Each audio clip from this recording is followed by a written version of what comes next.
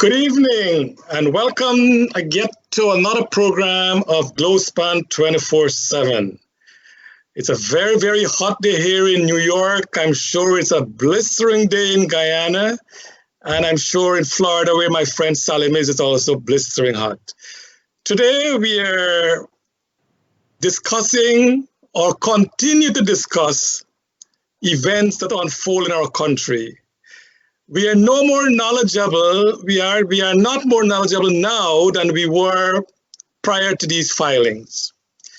To help us along, as we said earlier, Guyana is setting the blaze. We are the forerunner of many things, except I guess we're in the wrong direction. Today, the appeal courts ruled, and we are nowhere the wiser to know exactly what transpired today. To help us along this path, we have two prominent attorneys in Guyana. Mr. Dattinen will join us shortly, but with us right now, we have Mr. Timothy Jonas. And to help me along this evening is no stranger to us, Mr. Salim Nasruddin. Gentlemen, welcome to the program tonight. How are you, Charles? Good night, Tim. Okay. Tim, our viewers have no clue what transpired today. I have watched social media on the coalition side, and they're celebrating, saying that this is a victory for the coalition. I'm seeing information coming out of the opposition saying it's a victory for them.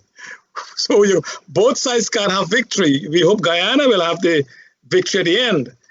Tell us, Tim, in clear layman's term, what transpired today at the Court of Appeal? Clear layman's terms. That's hard to do, Charles. I'll do the best I can. Ms. David is a APNU supporter, and much like Yonette Moore from a few months ago, she has been recruited to file this application to the Court of Appeal on behalf of APNU. Now, we knew what was going on. The recount has demonstrated Mr. Mingo's false numbers. The recount has demonstrated a win for PPP by about 6,000 votes over the combined opposition.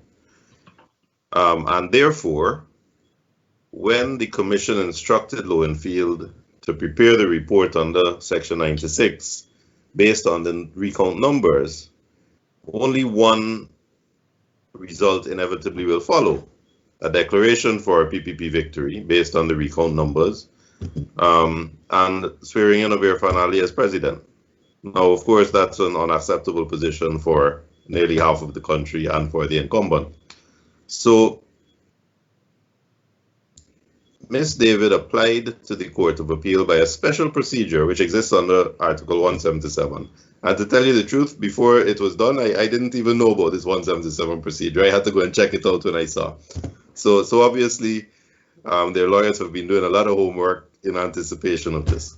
But 177 is a procedure which allows you to go by way of application directly to the Court of Appeal. Now, that in itself is unusual, and that confused a lot of people. Because usually, when you go into court, you go to the High Court, and when you lose, you appeal to the Court of Appeal. The Court of Appeal is an appellate court. But this particular application is a special procedure that you go straight to the Court of Appeal, not as an appellate court, but first time. First jump, you go to the Court of Appeal to ask them to make a ruling.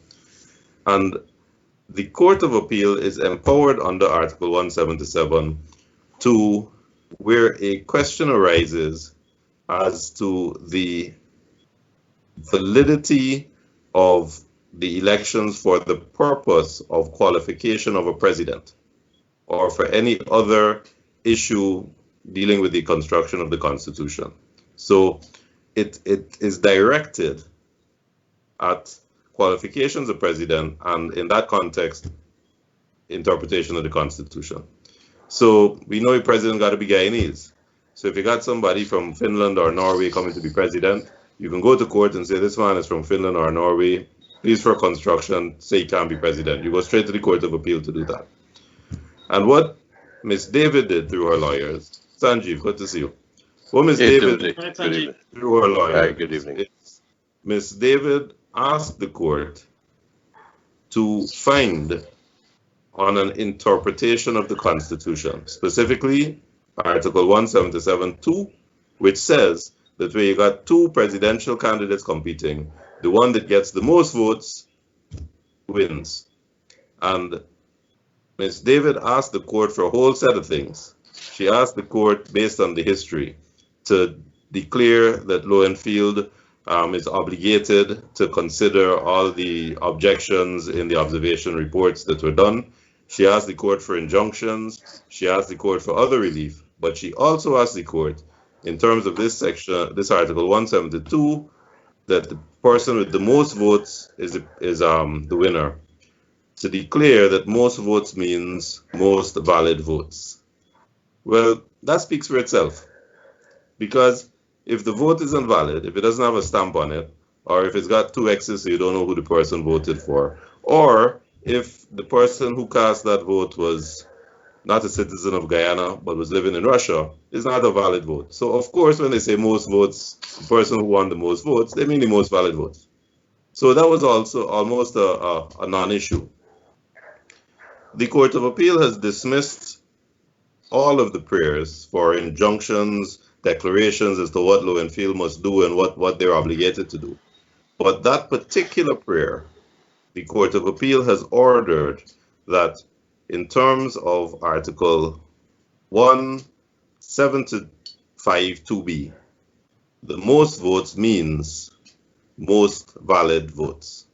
And that is what the brouhaha is about. That is what the noise and the uproar is about. Sorry, Charles, I'm not hearing you. I think you're muted. I think you're muted. Thank you, Tim. Sanjay, welcome to the program tonight. Hi, good evening. Good evening to all your Sanjay, viewers. Good evening, Timothy. we are trying to break down, and Tim was very meticulously, he was trying to tell us what happened in court today. Selena Henry wrote a nice comment. She said, "I am a law student and I'm thinking of changing my career." She don't think this is the right career for her. Sanjeev, by the time this thing is over, I think all Guyanese will have a really great knowledge of our Constitution. The problem is we cannot interpret this Constitution. Even the court seems to have problem helping us to do it. So tell us, as Tim was telling us a minute ago, in your own words, what exactly did the court rule today so we can all understand? Well, the thing about it is true. All of Guyana will have an appreciation of the Constitution, which is a good thing.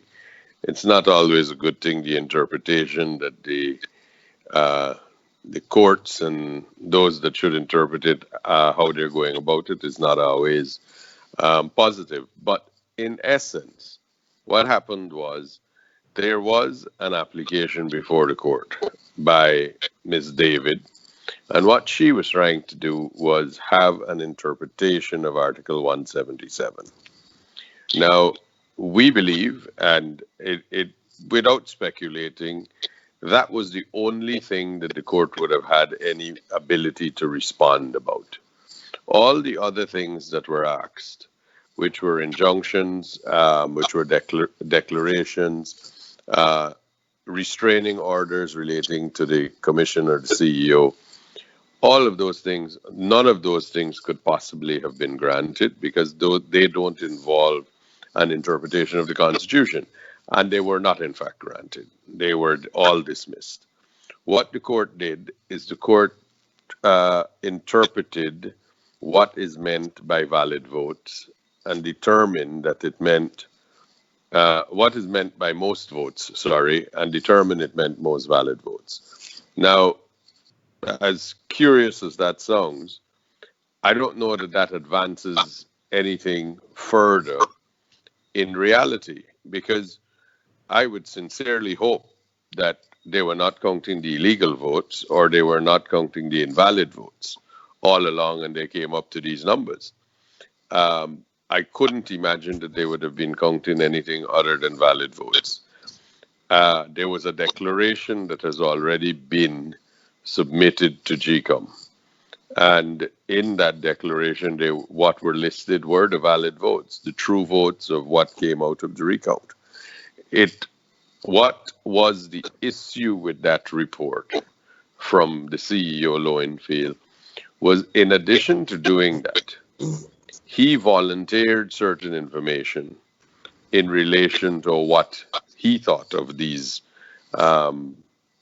votes, and he, without any evidence, without any basis for doing so, and without anyone inviting him to do so, he offered opinions about the process. Now, when he did that, the commission made certain orders, and he was given an instruction to present a report in accordance with the recount data. Now, it's strange that so much was made about valid votes in this entire matter. In fact, what their papers filed in the court asked the court to declare was valid and credible votes. And the court did not do that. The court did not go down that road. The court went to a very narrow position of saying valid votes, which pretty much is obvious. And so what has happened now is there's already the report of what the valid votes are. There's already that's with the commission, and the commission should move forward because they have been addressing and moving forward and doing what they're doing based on valid votes. So it might be, in the grand scheme of things, that what they have done is the court has made a ruling. Now, the difficulty is the court could not insert words into the Constitution and ought not to have done that. It then raises the obvious question of who determines whether these votes are valid?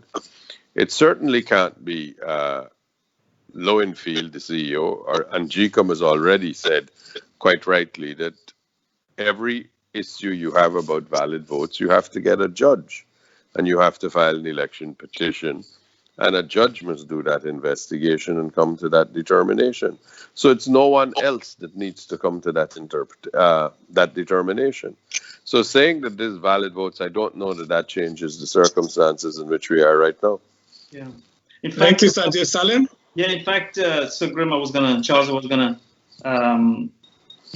spend some time on that word valid itself. And I know in this current cycle from no confidence motion to where we are today, we spent a whole lot of months and a whole lot of money behind the word absolute, which was not in the Constitution. Absolute majority, when we were talking about 33 and 32 and 34, which number was higher, which was lower. And CCJ finally said that there's no such word as absolute majority, that majority is majority, and 33 was more than 32. And now we have a new word being plunged into the whole scheme of thing called valid. While valid might be in the Representation of the People's Act, it's not in the Constitution. But again, we are now using the word valid to figure out, whether the election is quote unquote valid or not. So is there sound reasoning by the incumbent government who's putting forward again from absolute, now they've gone to majority to valid?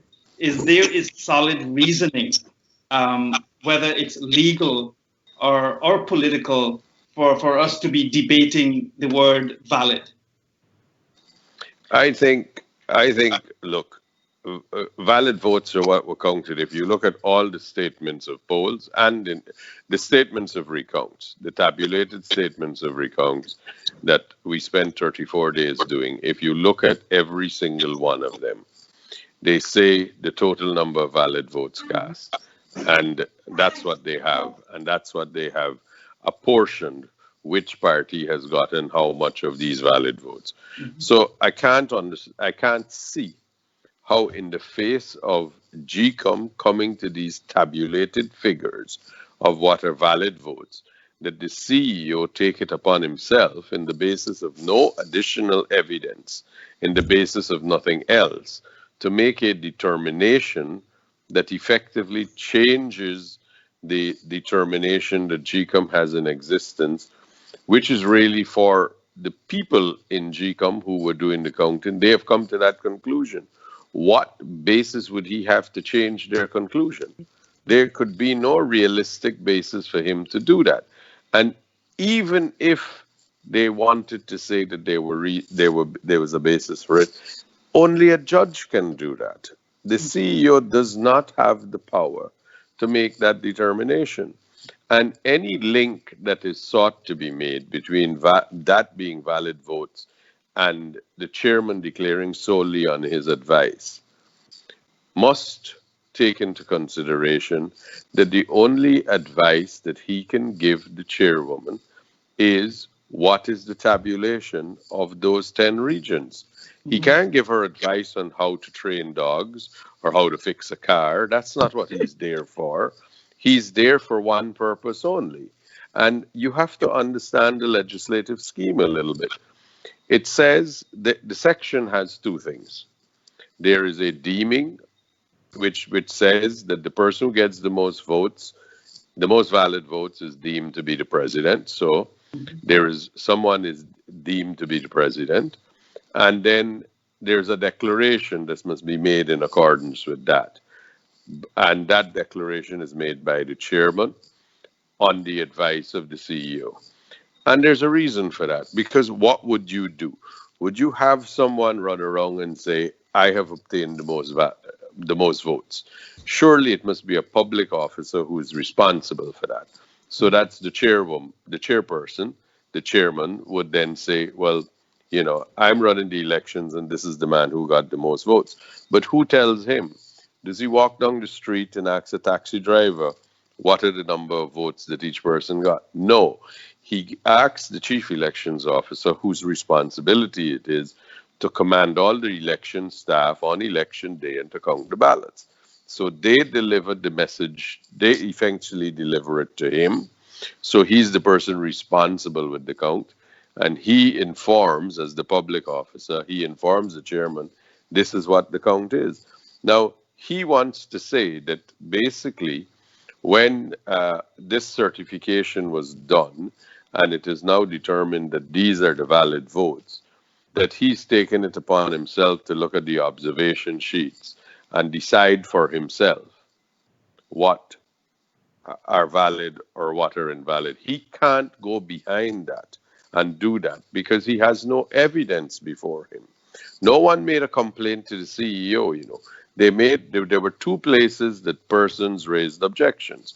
They raised it in the counting rooms and the counting stations, and they raised it in correspondence to the chairwoman. Nobody told Lowenfield anything. Yeah. So he can't take it upon himself to take what other things are going on and say to people or say to persons that he's making a determination. He cannot. That's exclusively for the court. So I don't know what is advanced by the court today saying that it was valid votes. Mm-hmm. I do know that it is my view, and it is the view of myself and the team of lawyers that represented the PPPC, that the court did not have jurisdiction to hear the matter. And one judge agreed with us and two didn't. But those that agreed with us, that didn't agree with us, came to a conclusion that votes meant valid votes. And I don't know where that takes it further, because the determination of valid votes has to go to the High Court. So if I can bring Timothy on that same question on valid. I know when the recount was unfolding, the whole idea of the recount was to count qualitative and quantitative. You know, in other words, a ballot came and you looked at it, and if it was according to the GCOM rules and regulations for voters, if it was deemed valid, you count it. If it was deemed not valid because an X was placed at the wrong place, or it had no X, or it wasn't stamped, or it didn't have a seal, then you put that aside, and it was considered an invalid vote. So But when it comes to the current argument, I believe APNU is not even looking at that, because that's already been cleared by GCOM. They're looking at the quote unquote fraud that they have unearthed during that process, as it relates to dying or dead people voting, or people who are not living in Guyana, school children, and those kind of things. So in terms of the who determines if a vote is not valid, and how do you prove that? Because I don't think the exercise today in the court was so much about where the X was and how valid the stamp was and so on. It was more about the many accusation of dead people voting, and the accusation of underage people voting, and all the other accusations. So how does this ruling, and how does this current scenario relate to APNU's positions on these thousands of people who would have been ineligible to vote, but they voted? Yeah, I think you've hit the nail on the head. You see, Sanjeev is right that this whole question, if you have an order of court that says most votes means most valid votes, you sit back and say, well, what was the point of that? Obviously, most votes means most valid votes. You're not looking for votes, from Iceland. It got to be most, Guyanese came and voted. Obviously, it's most valid votes. And the thrust of the application to the court here, I think, is where I have a problem. You see, no one can argue with a simple order of court that says most votes mean most valid votes.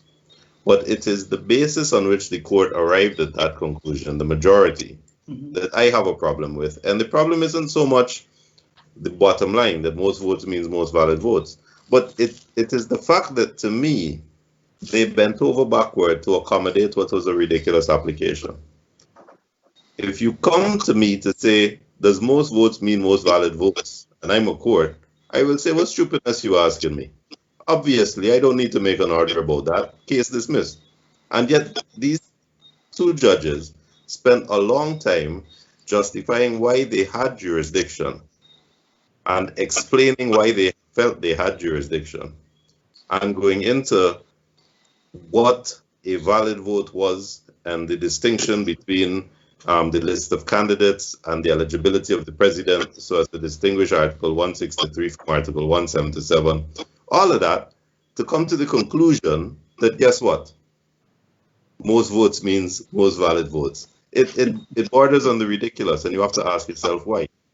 And I think that it needs an examination of the word valid. You're quite right. You see, there are a number of screening processes in what is a very comprehensive system of voting, a very comprehensive election process. And if you look at the Representation of the People's Act, there are two stages which are discussed, which are set out, and they're mutually exclusive to each other. The first is what happens on voting day, and that is provided for in Part 8 of the Act. So on that day, on the 2nd of March, Part 8 tells you what you do. You turn up to go and vote, and you have to go to the place where your name is. And the GCOM official who is there ensures your name is there, and you have to produce an ID or its equivalent. And they look at your face and they make sure you're the right person. And then you have to stick your finger in the ink after you voted. That is a screening process to ensure that Charles Sugrim is the person who turns up at the place of poll where he is supposed to vote and votes. That is that screening process. So is that qualitative? Is that a qualitative part we're talking about? They are both qualitative. But if that screening process is followed, then according to GCOM's record, the fact that Charles Sugrim's name appears on this list at this place of poll and is crossed off as having voted means that the procedure was followed and he turned up and showed his ID and voted. And if you go and ask Charles and he shows you his finger that's got ink on it, that's part of the screening process. So that Charles has voted qualitatively and his vote counts as one quantitatively. That is provided. That whole system of checks and balances is provided in Part 8 of the Act.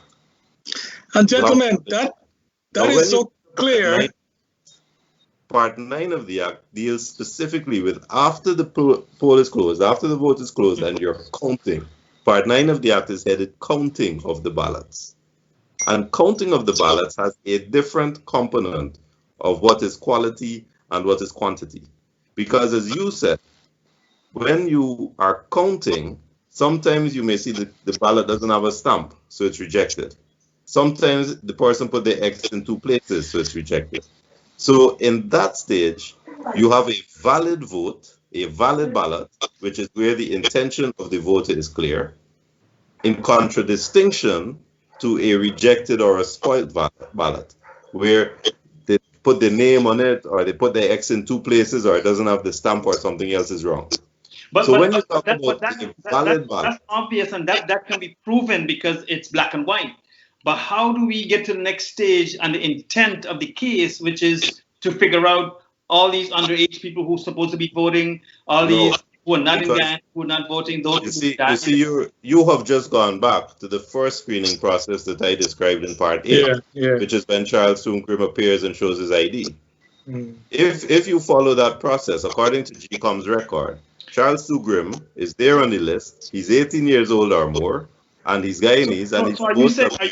So are you saying, in essence, that once a ballot is in that box and it's marked correctly and it's counted as a vote, that it's valid? But Salim, before you answer that question, the both of you as well, in GCOM recount, as Salim was just talking about, they had a basket of issues. And one of the issues was what constitutes a valid vote. The commission decision says vote valid once intent of voter clear. How much more clearer do we need to spell this out? Do we have to go to court to know a valid vote is what even GCOM says in the basket of issues in the recount process? Well, this takes you back to what Claudette Singh said in her affidavit and in her submissions, you see, and it's what Salim is, I don't think Salim picks up on it by his question, that after the Charles Soongrim appears and shows his ID, that part of the screening process is over. So when the place of poll closes and you have to start counting, that has nothing to do with if a dead person turned up or an overseas person turned up, because that part of the screening process is finished. Charles Soongrim has already turned up and showed his ID.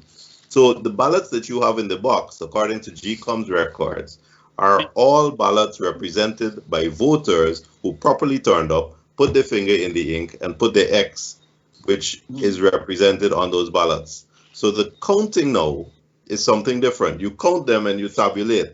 Valid ballots, rejected ballots, spoiled ballots, you add them all up, you put them back in the box, you seal the box. GCOM puts on its seals, APNU agents put on their seals, PPP agents put on their seals. So that when the recount happens now, and it comes back to us and people like me who have to go there for 35 days to sit down and count, we check those seals. The seals are intact. You open the box knowing that the last people who put anything in this box were APNU agents, GCOM officials, PPP agents, all present and saw it done and put their seals. And what is in the box is ballots. We are not able to decide from the documents in the box whether Charles Soongrim was dead or overseas, because that is a different screening process. We are counting, we are exercising a recount. And therefore the only information we can get from the content of the box is if those ballots are rejected because 2 X's. Are you saying clearly that valid or that ballot paper in that box is valid? And again, I'm coming back to the intent of this entire rigmarole that's happening in Guyana, that it has nothing to do with those votes in the box. It has something to do with the issue of fraud, and because even if you were to look at all the invalid votes, it might not change the result, I'm saying that as long as those ballots are in the box, they represent votes by people who turned up and showed their ID and put their X. You see, the GCOM record. You see, one of the things we have to accept, and it's a little difficult for some people to even speak about it or to raise it, but this is the reality. At the end of the recount, we all know that of the 460 votes, who got what. We all knew that. On a day-by-day basis, there were updates being given that everyone knew what was happening. Now, what this application was for was to try to inject an interpretation, presumably to give false hope or a false narrative to the APNU supporters, that by somehow, if they say that votes mean valid votes, it gave them some ability or some magical power to change what those votes, what that tabulation process that everyone knows what it was, that this would somehow change it. But it doesn't, because obviously the only things that were counted and tabulated were valid votes already. Now, we all know that what transpired, among other things, was the CEO submitted a report to GCOM, but he took it upon himself to include a number of things, to make a number of assumptions for which he had no evidence, and there were no facts and evidence for him to come to the conclusions he did. So I believe the correct assessment was GCOM told them, well, this is what you submit to us. But he did submit what were the valid votes and what were the numbers. But he then came up with a very arbitrary way by which he was removing votes, because he was saying there were objections about this, and he had some exponential figure that if you made an objection about one ballot in one box, it meant all of the votes in that box were to be discounted. That's not possible. You can't disenfranchise people and remove their votes because one was it, and your argument is well, one apple spoils the thing. It's not a farm. It's people's right to a vote. I don't understand how these really, I mean, forgive my language, it's utterly stupid, asinine things that are said to draw conclusions, to make an argument that has absolutely no foundation or relevance to what you're speaking about. So the application that was made to this court was to pursue the court to say that votes meant valid votes, and by somehow or the other make that equate back to what the CEO's advice could be. Well, it can't, because unless English language has changed drastically, he could really only give advice about the person who is deemed to be elected.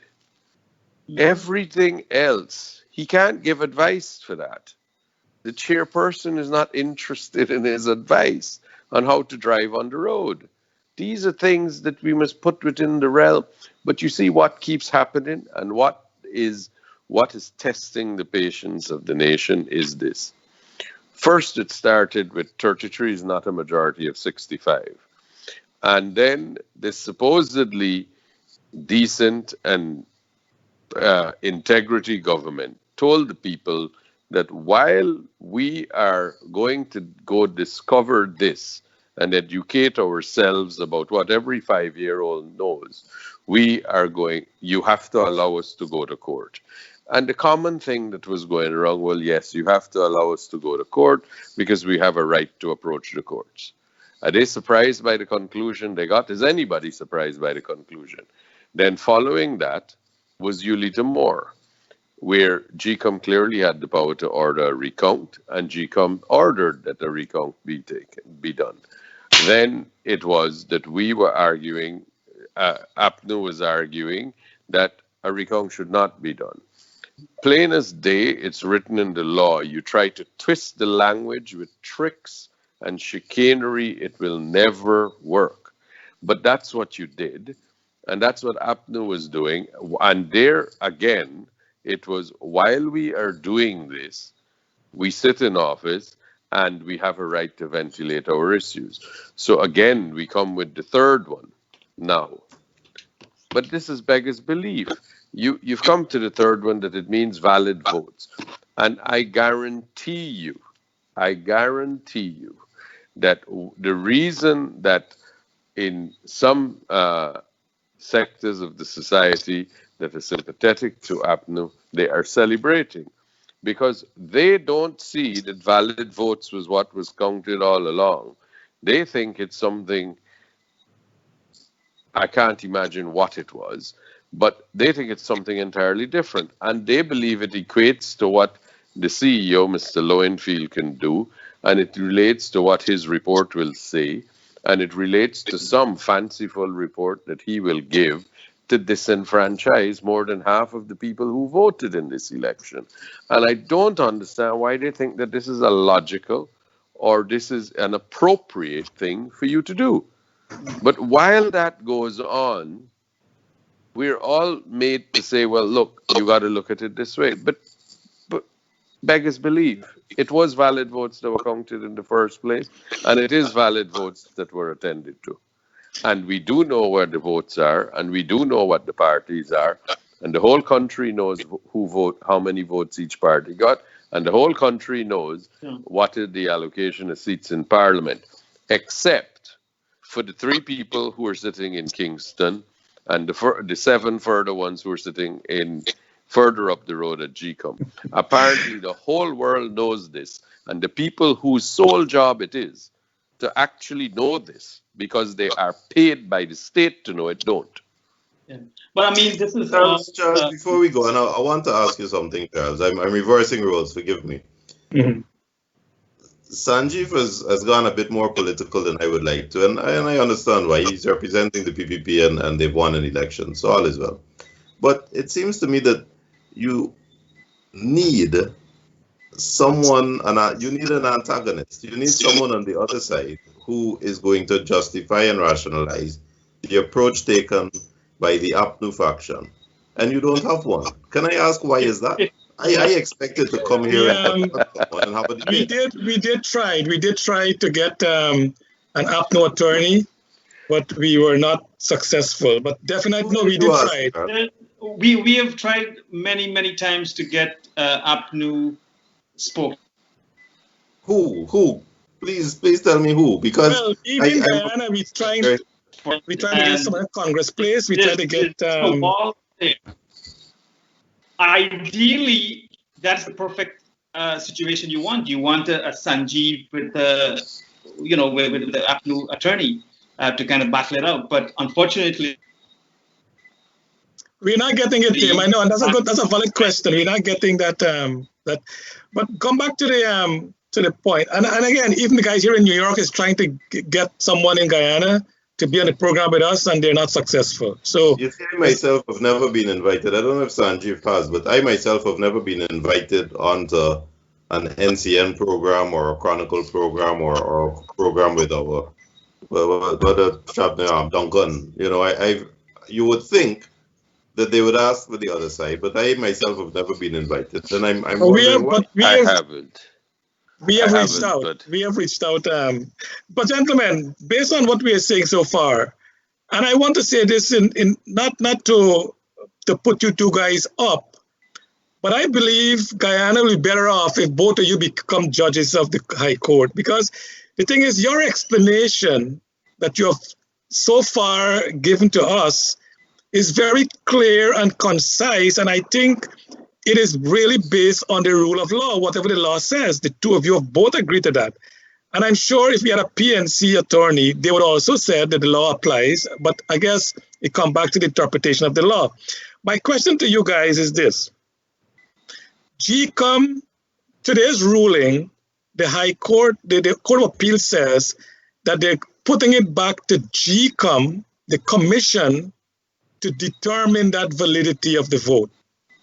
So does it mean now that the 7-member commission, I'm standing a meeting tomorrow, if they're going to discuss that, and can this ruling from the Court of Appeal disbar GCOM from making the declaration of the result when they meet tomorrow? The point, simple answer is, Charles, is that GCOM have already decided the validity. GCOM's record reflects that these people turned up, showed their ID, and voted. That is one screening process done. GCOM's record on the recount and on the original statements of poll show that these are the numbers that voted, and this is how they voted. That's the second screening process finished. GCOM has done its work. The only thing left now for Lowenfield to do is, based on the recount numbers, on the valid votes as already established by GCOM's record and the ballots in the box through the 2 screening processes that we described, is to say how many seats are allocated and to declare Mr. Ali as president.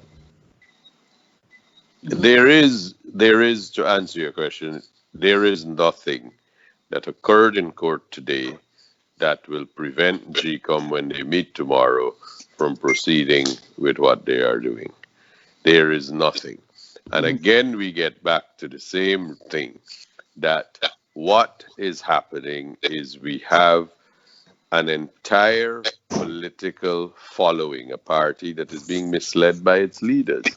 Its leaders are feeding them all of these things about what they're not, what basically lies.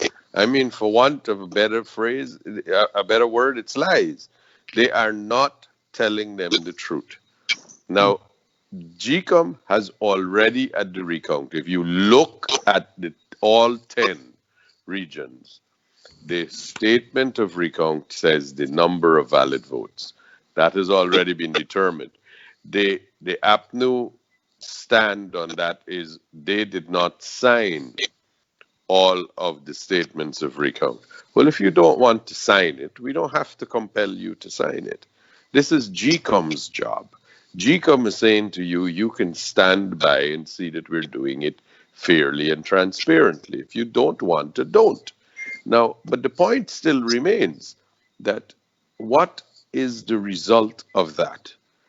It is irrelevant whether an APNU person signs that tabulated recount, because, of course, GCOM has done it, and GCOM accept that that is the figure. So Lowenfield, who is similarly an employee of GCOM, can't disregard those figures, and he can't disregard what the staff has done. Yeah, okay, gentlemen, when we come back, Salim, we have a related question from a viewer. He asked what was meant by the stay that was granted. Does this mean that GCOM has a few days to do something until they can act or make a declaration? What does a stay mean? And I think a lot of Guyanese have been at the edge up until today, and now they hear this new word called stay. Can you guys explain to the viewers what does that mean and what's the implication as it relates to a declaration from GCOM? Well, can we ask the attorney to bear that in mind? When we come back, they will answer that question. So let's take a break and be back. Thank you.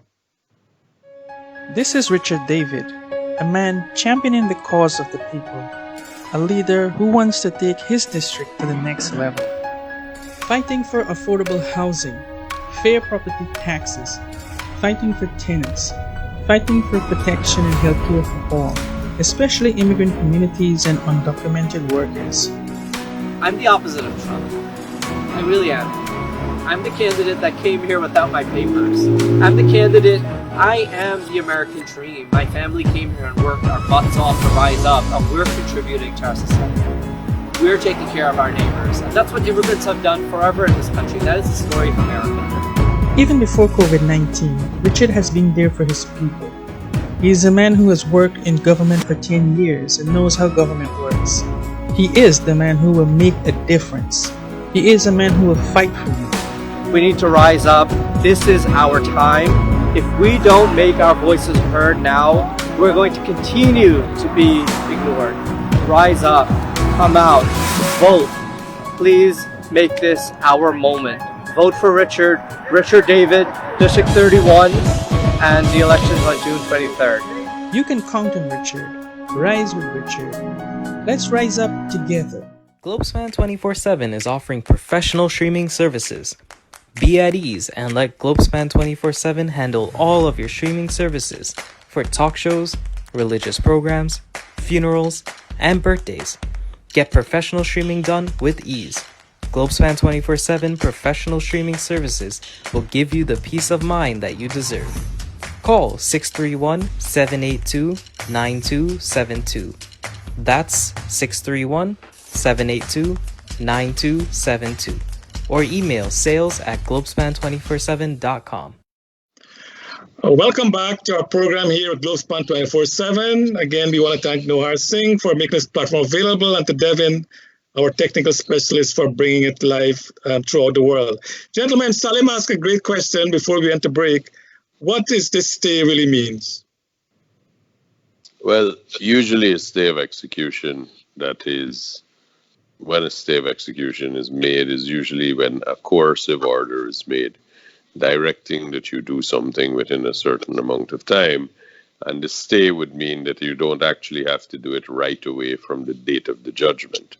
So, for example, if the court has ordered you to move your vehicle from where it is located, and they give you a stay of execution for 3 days, then it would mean that you don't have to do it right now, because ordinarily an order of court speaks from the time it is made. So if you get a stay for 3 days, well, then you don't have to do it for 3 days. In the circumstances of a determination which was made here, which is the interpretation of a constitution, I'm not sure that the stay of execution is of any value. It is very much akin to having declared a valid vote. It doesn't really advance the cause any further down the road. Tim? People say stay, and they say it as an abbreviation. It's stay of execution of the court's process. So if I get a judgment against you for $100 and you don't pay me, I can go to a marshal, and a marshal is a court's policeman. And I can say to the marshal, go and sell Sugrum's property and give me my $100. Or if I get an injunction against you not to come on my land and you come on my land, I can go to the marshal, the court's policeman, and say, put Sugrum in jail for breaching the court order so that it can be enforced. So when the court says I'm staying execution, what they're saying is my marshal, my policeman, is not going to be enforcing this order for a week or 2 weeks or 3 weeks. It's not that you don't owe the money. It's that you will not be subject to the marshal coming to take your property or to put you in jail. So when you have a declaration, the court declares that this is the meaning, votes means valid votes. The marshal isn't coming to do anything. So to talk about a stay. So it's a moot point. It's a moot point, yes. So this means that GCOM can go ahead with their meeting tomorrow and make a declaration. Not necessarily. Justice Claudette Singh has always been very careful with the courts, and rightly so. She is a past judge. She has respect for the judicial process. And you will remember the first matter that was filed before the Chief Justice, George. Claudette Singh immediately said that she was not going to proceed until the court gave her directions. This particular one, immediately she stopped everything until it was determined. She has that history, and I don't see her changing that course of action. It is one that is commendable, and that's what she does. But the CCJ, the stay that the opposition asked for, Mr. Khan, is it to prepare the opposition party for that filing to the CCJ? Maybe you guys can help us there. No, I mean, I know that there is consideration being given to an appeal to the CCJ, but I don't believe that an appeal to the CCJ is absolutely on the cards, because right now, as we stand, it doesn't really advance the nature what it is. It says very clearly, GCOM has already got the information. GCOM has already made the determination of valid votes. We know what the count is for the the parties. We know what the seat allocations are. That GCOM has already received that information from the CEO. GCOM needs to take that forward, and move forward and make a declaration based on it. Yeah. Now that there is nothing pending in any court, then GCOM is free to act. Yeah.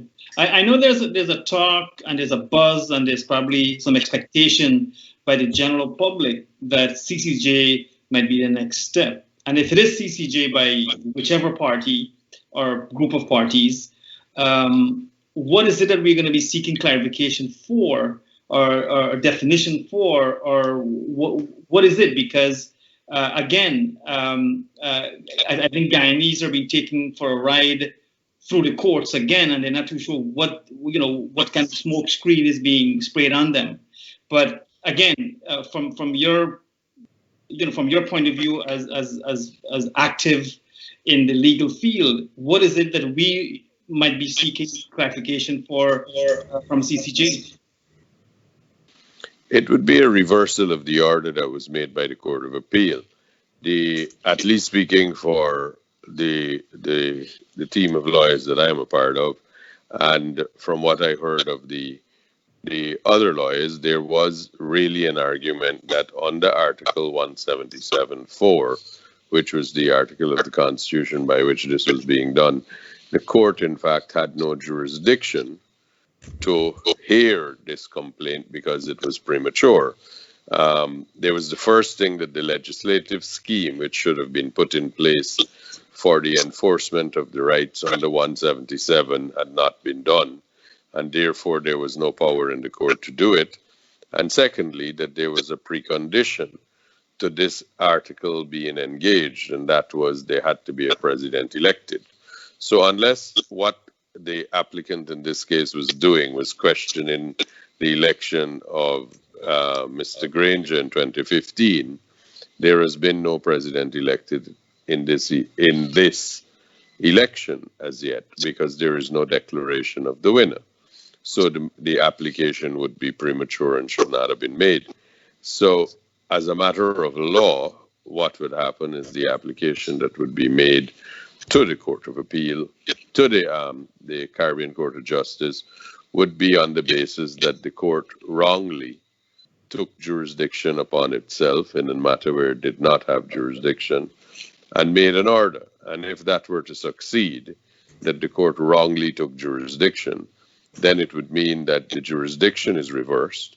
The jurisdiction did not exist, which means the court would not have had the power to make the decision. So the decision would be reversed. So that would be the workings of an appeal, but the issue would still arise and the matter would still be whether an appeal in these circumstances are necessary, when what they did was, inserting the word is a bad precedent. Generally speaking, it's a terrible precedent that we will have on the books where judges will insert words into statutes. On this occasion, the word that was inserted was valid. We might have one day have the word not in, which would change the meaning of a statute. So we can't really allow judicial activism to the point where they insert words into a statute. That's not where the meaning of the statute is clear.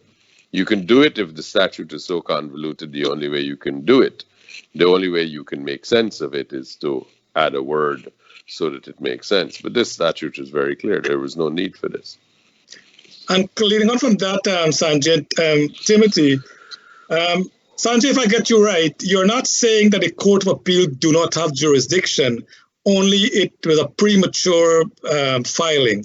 They would have jurisdiction after the president would have been declared and sworn in. Is that what you're saying? Yes. Okay. So having said that, Tim, if this goes to the Court of Appeal, what time frame are we talking about for them to undo what was done? The CCJ. Yeah, the CCJ. I'm in two minds about the CCJ application. I've heard the argument that the Court of Appeal didn't have jurisdiction. And I think that there are arguments for and against. the thing is that it's a technical argument, and let's do the legalese and the the noise. At the end of the day, when you appeal a decision, you don't appeal the reasons for the decision. You don't appeal all the circumlocutions by the judge arriving at his decision. The judge could have talked total garbage, but if at the end of the day he reached the right conclusion, whether by accident or not, what you appeal is the conclusion. The conclusion of this court was to throw out everything in the application and to say most votes means most valid votes. And if I was a judge sitting in the CCJ and you came to me complaining about that, I would say, wait, so you want me to rule that most votes means most invalid votes? What's your complaint? What are you quarreling about? And that's why I see this as a storm in a teapot. Because most votes, of course, means most valid votes. It doesn't mean most Czechoslovakian votes. It means most votes validly cast and counted in Guyana. And if that's what you want to appeal on the jurisdictional ground, yes, technically you may have good grounds of appeal. Why take the effort? Why go to all those lengths? And that is the reservation I have. Yes, there is an issue as to jurisdiction, but what harm was done? Why are you coming to bother me in the CCJ about most valid votes? Sanjeev? Oh, well, as I told you, that's really the position. The position is it is being considered as to whether an appeal would go forward, and it is being considered as to whether the jurisdiction of the court, which we believe was the court wrongly took jurisdiction and inserted a word into the Constitution which it should not have done. But in the grand scheme of things, what has happened is the reports are already in with GCOM, and the determination of the valid votes has already been done by GCOM. Is there really a reason to go ahead with an appeal in these circumstances? But that is being considered. In answer to that, let me say this. I've just seen a publication, a press release coming from the Prime Minister's office saying, Court of Appeal today ruled final results of the election should be determined only by valid votes cast. This paves the way for the Chief Elections Officer to exclude thousands of fraudulent ballots for dead and migrant Guyanese that were cast in the elections by massive voter personification. The ruling will allow submission of a report of the valid votes to the Election Commission before the winner is declared. On the basis of valid votes, the incumbent coalition government will be re-elected for a second term. Now that is total garbage. And that was exactly my point. This was never about where my ex was. It is rabble-rousing. Yes. It has no bearing on the decision of the Court of Appeal. But that very innocuous, almost invisible, almost useless ruling by the Court of Appeal is giving grist for the propaganda mill to churn out this kind of rubbish so as to rabble-rouse, so as to rile up supporters who really desperately want to believe something. And that is the danger. So for something like this, I can see a need to appeal just to get it thrown out, because this is intolerable. Yeah. And coming back to a related question, and you guys are both respected attorneys in Guyana. You're part of the legal system, the legal infrastructure in Guyana. And I think for the average Guyanese, they're weary and they're tired and almost ready to give up. They're fed up with politics and the legal system, having a very vague line between them. We see for the last almost, it's going to be 2 years soon, that we've gone from politicians to judges to attorneys, and it's a vicious cycle. And do you guys believe that? And while the court system is set up to mediate these issues, whether political or not, do you feel that it has gone to a level where it undermines the judicial system, where politicians, whether incumbent or opposition or whatever, is just using the court to kind of build their argument and shore up their side of the argument. Are we abusing the courts and the legal system? I mean, that's probably the quick question I want to ask. Are we abusing the legal and the court system that we have in Guyana? Salim, everybody has a right to go to court, and you hear the parties saying that ad nauseum. Oh, we have a right to go to court. Let the court decide it. We're a democracy, and we're a nation of laws, and that kind of thing. And it sounds very good, and it's true. But here is where the corruption comes in, you see. The principle that you have a right to go to court is the most fundamental principle. It is so important to guarantee your rights and to ensure your protection from the institution. But as soon as you start using that academic principle to abuse it by going to court for something that you know is rubbish, so as to achieve an ulterior motive of delay or of obfuscation or of sidetracking or introducing red herrings, as soon as you do that, as soon as you abuse the court's process, you are abusing one of the most fundamental and sacred rights we have, and you are undermining our democracy. So when you go to court to argue that half of 65 is 34, you know you're talking nonsense. And what you're trying to do is buy time. And you buy time at first instance, and you buy time in Court of Appeal, and you buy time in the CCJ, so that it takes months. When you go to court to protect your appointment of James Patterson, knowing you should never have appointed James Patterson, you are abusing the court's process. So it's all well and good to say, oh, we all have a right to go to court and we're a nation of laws. But as soon as you do it to undermine the very institution that you are pretending to uphold, you're corrupting our whole process, and you're a traitor to our democracy. And that's what we have seen time and again. Yeah. And Sanjeev, on the same question, when should the court draw the line on these misuse and abuse?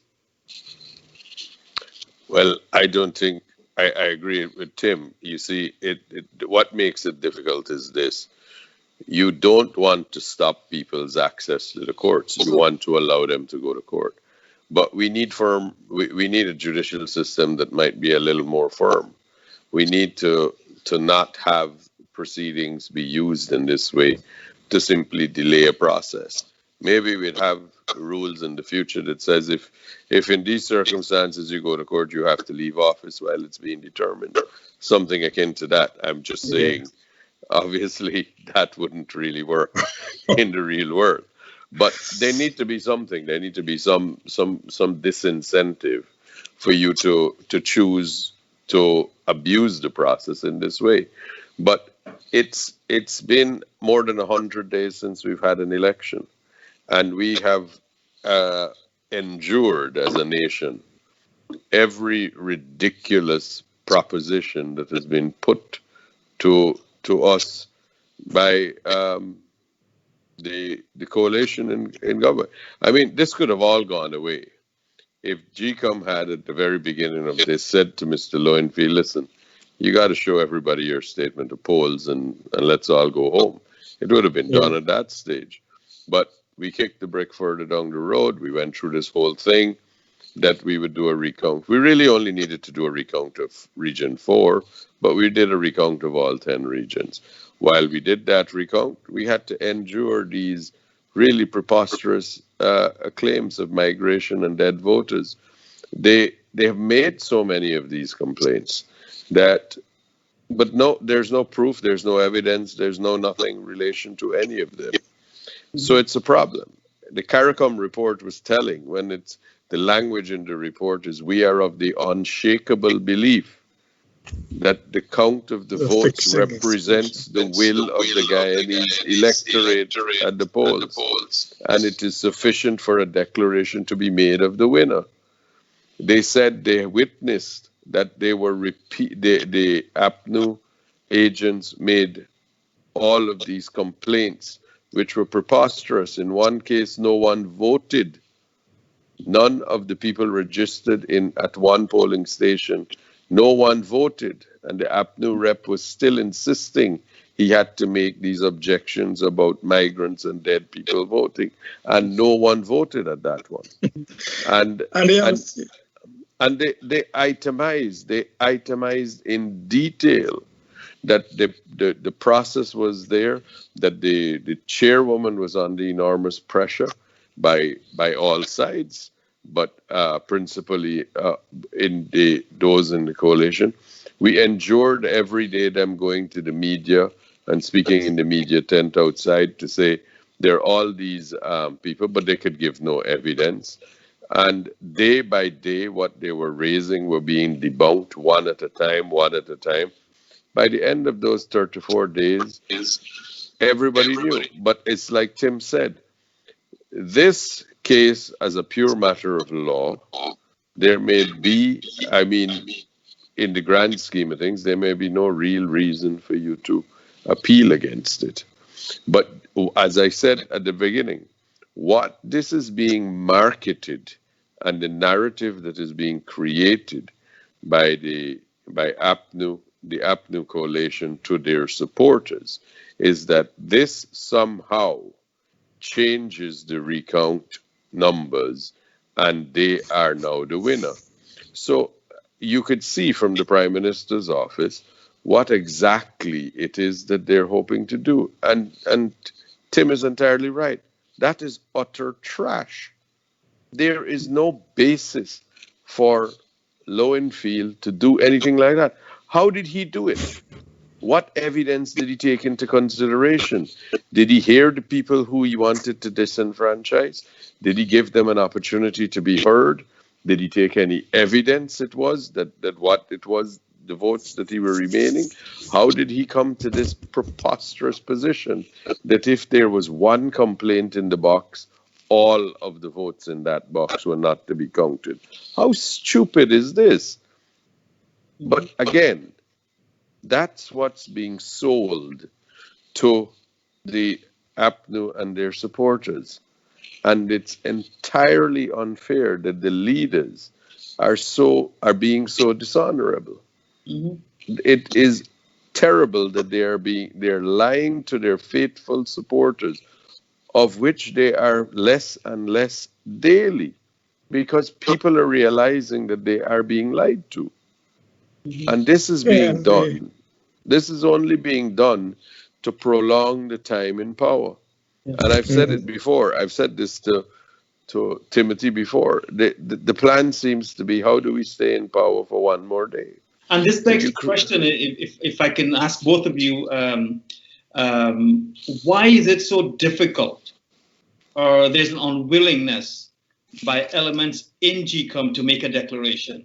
And the part B of that question is, why is it so difficult for APNU to accept or concede if the PPP did truly win this election due to valid votes? What's fundamentally driving the decision not to concede? The second one is easy. Greed and power. I mean, that's all it comes down to. The absolute need to remain in power and the absolute need to, the greed to enjoy the sweet of being in power and the abuse of the powers that has been taking place. But to answer your first question, it's got to be more than that, because your average supporter of the APNU are also not willing to concede. Because those that are benefiting. APNU leaders are going to say, no, I'm not going anywhere because. No, but they benefit the leaders. Thousands of other APNU people who are saying, I can't leave. Some of them are crying. Some of them are saying. But it comes down to your leadership. Your leadership are telling you that the leaders who will benefit directly from remaining in power and have ministerial portfolios or had ministerial portfolios, they are leading their supporters to believe that they are being robbed and that somehow or the other their vote is being stolen. And by doing that, you incite them to fight for what it is that they believe. But that clearly, they had their SOPs the same way we did. They knew who won this election 2 days after the election. Yeah. They knew that. But your first question as to what's to stop GCOM doing this is because there was a systematic process that took place. What happened when Dr. Steve Surge-Bally left as being chairman of GCOM, and there was that hiatus, there were persons who were nominated to be the chairman of GCOM, and eventually Granger unilaterally appointed his own person. And during that time, an enormous amount of staff changes took place at GCOM. And essentially what was done is the decks were loaded. Now, it's not to say that everybody there is like that. But if you went to GCOM during any time to do with the count that took place at Ashman's building, or any time for the recount that took place at Arthurtown, you will realize that there are persons there who have, and they're unsuitable for being there, and they inspire no confidence. Miss Roxanne Myers is one of those persons. There was no trust, and it is felt that she was doing things that should not have been done. And she's part of this. She's the deputy CEO. There wasn't confidence in her. There's no confidence in Lowenfield. Mingo was a returning officer. There was no confidence in him. There are other persons for which there are the same difficulty of no confidence. Because if you were actually there at Ashman's to see when the count was going on, and persons were saying that they were falling sick and they needed a rest, and if you saw how I spent a whole week at that building. Yeah. Yes, and if you saw what was going on, and you realized just how childish it was, the bomb scare. It was about, and it literally was more childish than the dog ate my homework. Absolutely, it literally was. We were there for all night, and they couldn't find enough staff. $8 billion of taxpayers' money, and they were saying that they didn't have someone to carry on with the count. It was preposterous. 8 billion. Yeah. 8 billion. Mingo went to the hospital and came back in the afternoon. Then we had it was a series of things, all designed to stop counting Region 4 by using the statement of polls, which was going on smoothly. Yeah. And Timothy, I'm sure you're listening. You campaigned heavily on winner not take all sort of politics. Do you sense that not want to give up power, as in the case of APNU, that some of that dynamics is playing out? Well, I smiled while Sanjeev was talking, because he put it all on one side. But in the winner-take-all system, when you're out, you're out. You have zero. And I seem to remember 5 years ago, there was a rallying cry, cheated, not defeated. The fact is, nobody has conceded an election in Guyana since 1992, when Hoyt reluctantly conceded to Jagan. At every other time, you will hear the supporters rallying, saying, we've been cheated, we're cheated out of office. So it's no different this time. And it's part and parcel of the extreme emotions and extreme despair and extreme triumphalism you see, because your party's in or your party's out, and in the winner-take-all system, it's all or nothing. That's what needs to change. And what I smile about, actually, is that although ANA was created on the platform of constitutional reform for a system of governance that represents everybody, that is actually becoming something that you see a lot of PPP supporters running away from now, for two reasons. First of all, they won the election, so they're in with 100%. But also their total disgust at how Granger's administration have tried to rig this election and are pursuing the course of action they're pursuing. And while I disagree with them strongly on the first, I am finding it increasingly difficult, and this is tragic for me, because I still believe that you must get rid of the winner-take-all system.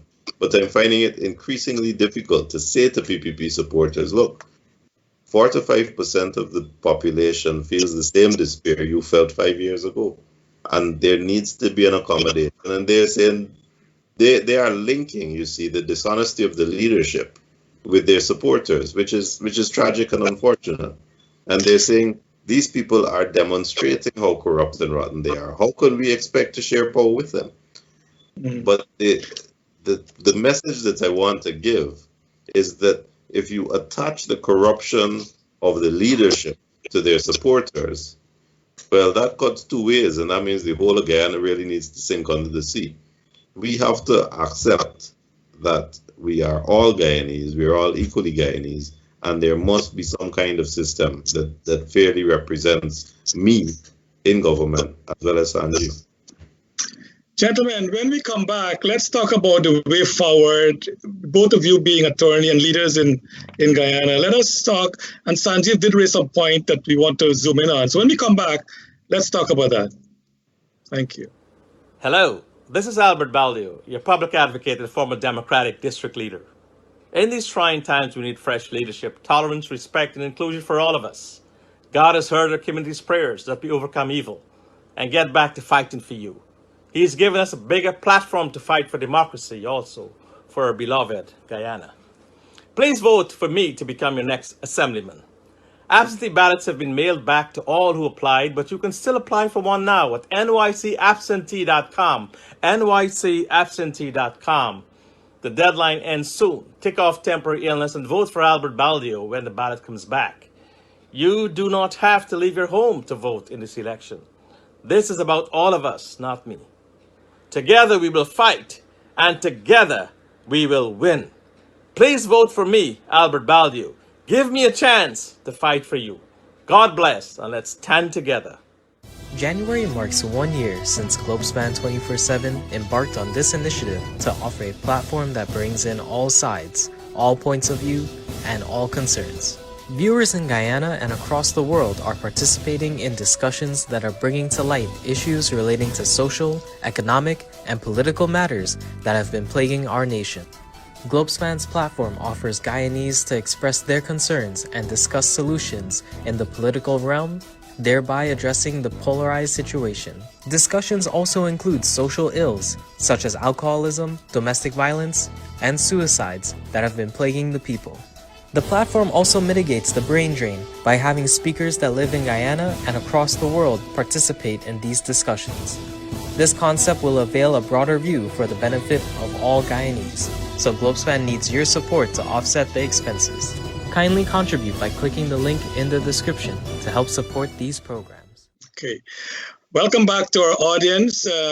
We have a really great live discussion this afternoon with Mr. Sanjeev Dattadin and Mr. Timothy Jonas, two prominent attorneys in Guyana, Mr. Dattadin being a member of the People's Progressive Party, and Mr. Jonas being a member of the chairman of New United Guyana. Gentlemen, before we went to break, and Salim been asking really nice questions to you guys, Sanjeev, you mentioned a very great point, that if a petition is raised in an election, for instance, that the incumbent should step down and allow an interim government to take over until the finalization of those petitions.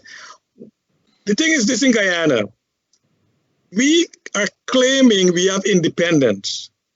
But just to remind you, Mr. Mingo, when he presented his fraudulent declaration, he was taken out of GCOM by the police armed security. He was protected by the police rather than being arrested.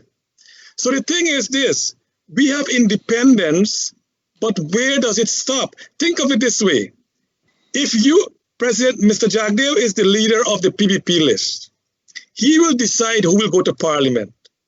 So to go into parliament and he select a list of 33 persons, assume they get 33 seats, he decide who the 33 will be. Now they're subject to him. If they don't follow his guidelines, they're expelled. The police commissioner is appointed by the president and the deputies appointed by the president.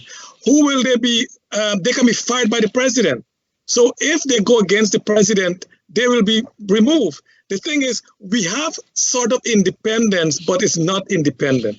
My question to you is this: how do we move forward with a constitution that will bring some form of control to a situation like we have now when this nonsense that went on. I mean, listen to the Prime Minister. I think he's smoking something. That's so ludicrous statement that this dealing of the court today, the ruling of the court, seems to have given the APNU a win. That sounds so far from the truth. Where do we go from here, gentlemen?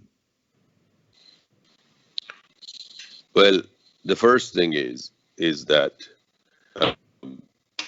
this process, as much as it has caused Guyana and Guyanese so much pain, is not a bad process, essentially, of what was going on.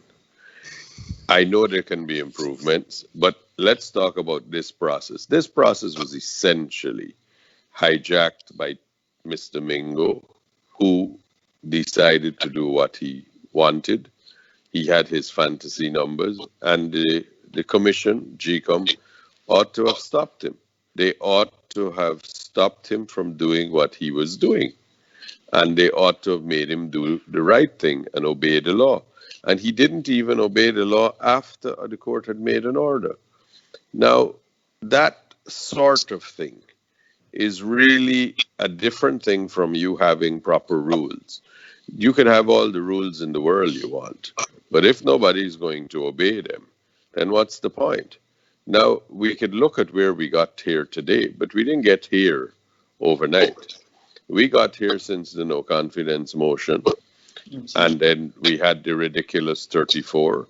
And then in an effort to appease the person who should have been out of power and out of government, we have bent over backwards to show him that he should be out. Now, that's the most preposterous thing that I've seen. He has lost the no confidence motion, but you have to justify to him before you kick him out. How is that possible? And why was he able to remain? He was able to remain, obviously, because in the historical and the actual setup of what Guyana is, the police or the military were not going to take any steps to remove him. That was the long and short of it. And it is not the same thing to say that if the PPP had won the election, that they can hire and fire the commissioner of police and get them to do what they want. That's not been the experience in Guyana. In the last time, in 2015, there was a no confidence motion tabled. Parliament was prorogued. Following the prorogation, when Parliament was prorogued, an election had to be held. Because what might be the difference is that the one party is able to put people onto the streets in a very aggressive way to protest, and no other party is able to do that. That's a big issue of what's going on. But these are things we've got to address. There are ways. I mean, Timothy and I go toe-to-toe on the various ways of how we can improve governance and how you can have things. My solution has always been, and my thing has always been, you don't need to actually share executive power to have every accountability. I think what you need to do is you need to have transparency in the decision-making process. But the government of the day, or the side that has won the most votes, they must be able to have their way, or they must have enough votes in whatever commissions or whatever you set up to have their own way. But there must be no ability for that to be secretly done. So, for example, if you had a board for the petroleum sector, and we created a board, and everything that had to be done had to be brought to the board, and the board should be representative of all political parties and all persons. And it meant that if that was so, and it was all open, then this is what would have to happen. Now, it would mean that there would be no arrangements that would be made in secret and out of the knowledge of all the persons involved. And I think that what is required is there needs to be more transparency in the execution of the public tasks, and the public budget. And that's my view is that could be established quite easily with legislation to make things more open. And if you're to make things more open, then that's your best bet at transparency. Tim, any comment there? Transparency is one step in the right direction, but at the end of the day, unless you have a statutory structure that binds everybody, the corrupt minister, the corrupt official will continue to be corrupt and get around it. We see that in our parliament. A 33-32 majority makes the winner a dictator. And you can cry bloody murder in parliament. At the end of the day, the legislation will be passed. And if you have a 33 majority, the laws that you pass will not be laws geared for transparency. We see that in the petroleum legislation. We see that in all the other legislation, central housing, all the other areas where GEA, where commissions are created and where money passes. The power rests with the executive, and that is what creates the scope for corruption. So to talk about, oh, we'll put a couple of the other parties, a couple other people in the commission so they see what's going on, it sounds good, but it doesn't work, because you have not diluted the fact that you are an elected dictator. And the only way to do that is by a true system where statutorily you have to share. Salim? And on the same line of thought, with GCOM and its recent, well, not recent, it's been almost a year now, when they have avoided calling the election or being prepared for an election, then trying to put together a list, and that operation was aborted.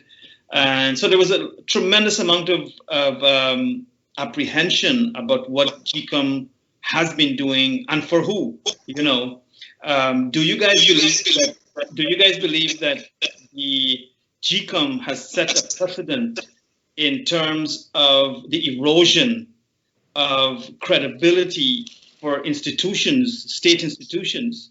The courts right now is on the block, with what's going on now, what has been going on.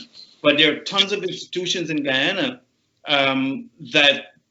where Guyanese may be looking at them with a funny eye that say, hey, you probably like GCOM too, and probably all these many of these commissions also. So is there a general erosion of credibility and integrity by these institutions that are supposed to be independent, that are supposed to represent you and I, that are supposed to avoid us going to the court to define valid and non-valid? What are your thoughts on that? I mean, for me, as an average Guyanese who wants to see a difference, I feel that our institutions are the ones that have been overtaken, and vine has, political vines have grown all over them, and they've lost independence, integrity, credibility, and so on. What are your take on that? You see, if you take a look at our public institutions, I've said to persons before that unless you have worked a little bit and lived a little bit or had some experience with what a petro economy is, an economy where the foundation is petroleum in a big way, you can't, people will tell you every day about it, but unless you see it and unless you live in it a little bit, you would not realize just what sort of forces move people. And I have been since 2004 doing oil and gas law around various places, and I thought to myself, and I've told people, that the fight for this election would be like you would never have seen in Guyana before, because the Treasury doesn't have $5 anymore; it has $500 billion or something along those lines. So you were going to see a great difference. One of the things that we were not prepared for, and we did nothing in the last 5 years since the discovery of oil to improve, is our public institutions were just not ready for it. We did nothing. We didn't pass legislation. We didn't change procedures. We didn't do anything to prepare for it. So maybe that's not directly the fault of an election. That's a bigger issue. But what happened here with the election was this. Regrettably, it is happening where everyone knows the result. Everyone in Guyana understands what the result is. But the government is bent not to give up, and they are finding excuses. And unfortunately, what's happening is there are various Say the government childish... GCOM. Isn't it No. GCOM's responsibility No. to declare a winner? Yeah, but you see what has been happening is the government with their representatives on GCOM and the government with their policies of what they require to be satisfied. Hans Gaskins said something that a lot of people might not have picked up on.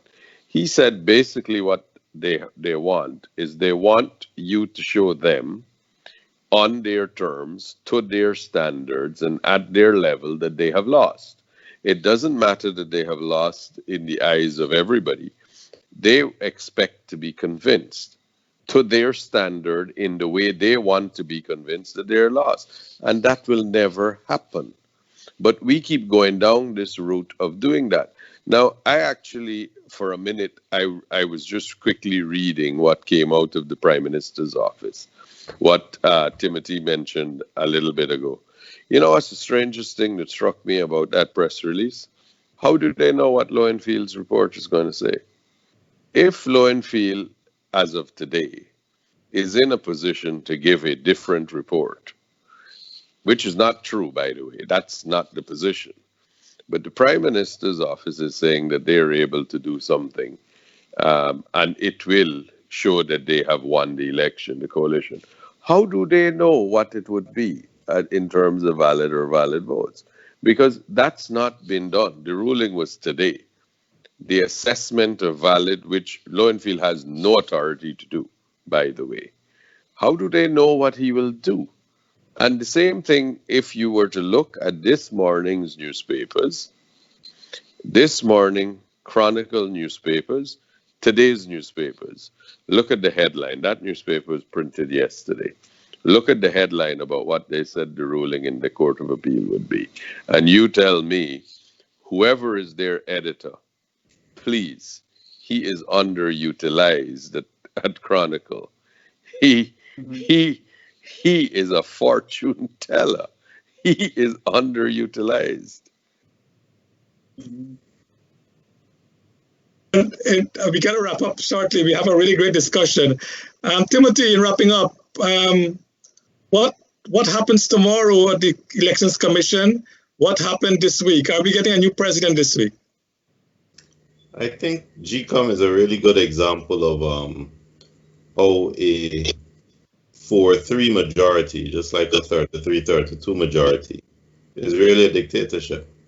So when Mr. Granger was talking about absolute confidence in GCOM and it's an independent constitutional body, he was happily singing that song after he had unilaterally appointed Partisan, so that there was a 4-3 majority.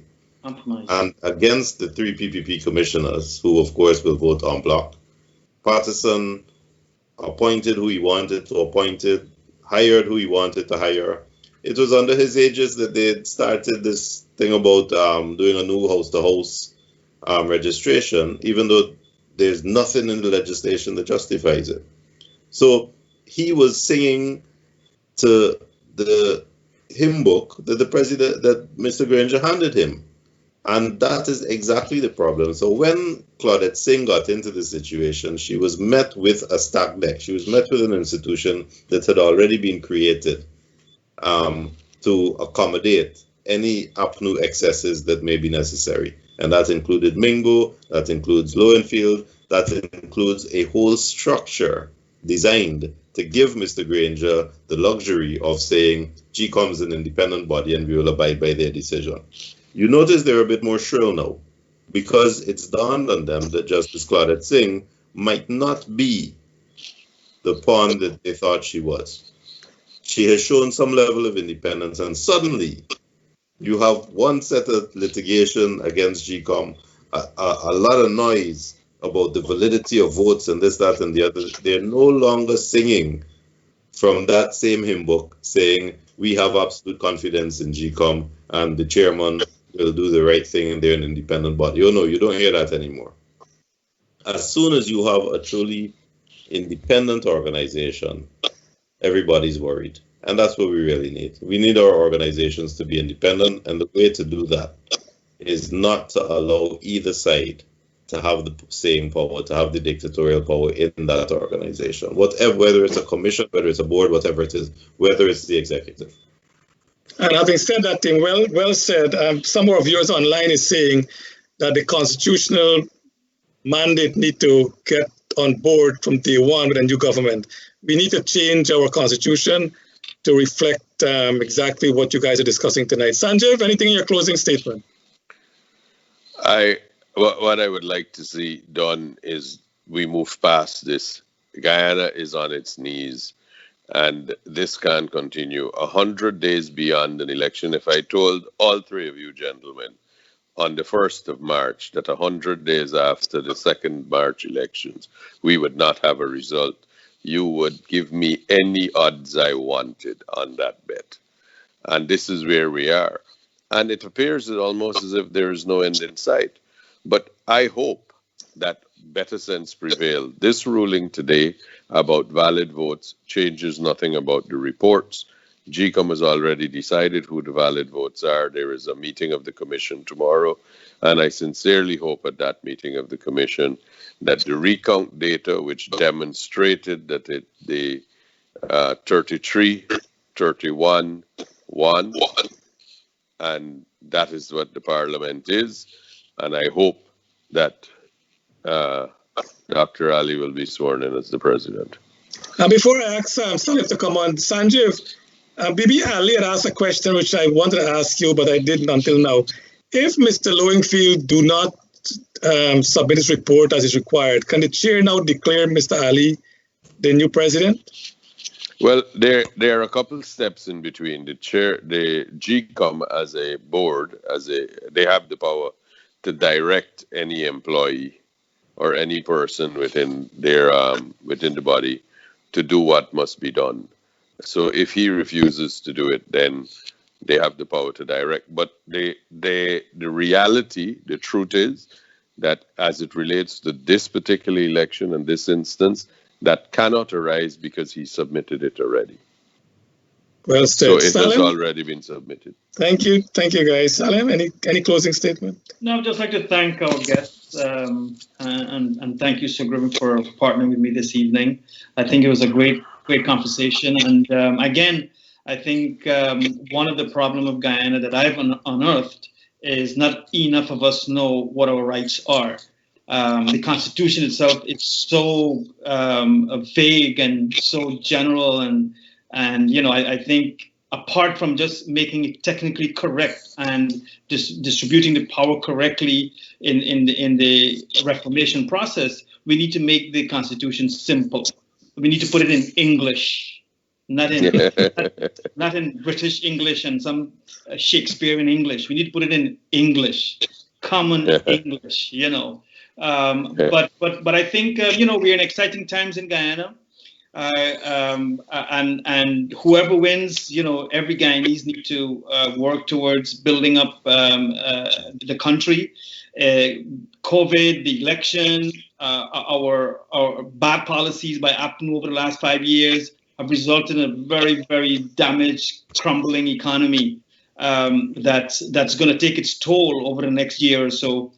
We see that the Treasury has no money. We see that, Guy Suko has no money to pay its staff. So I don't know what's going to happen, but the biggest casualty of this administration or this prolonged saga will be our economy, which will be a tough hole to get out of. So I think it is incumbent that we push our leaders on both sides to get to a resolution, get a government in place, and start rebuilding the country. I think if you look at the figures, COVID is a problem around the world, and certainly in Guyana.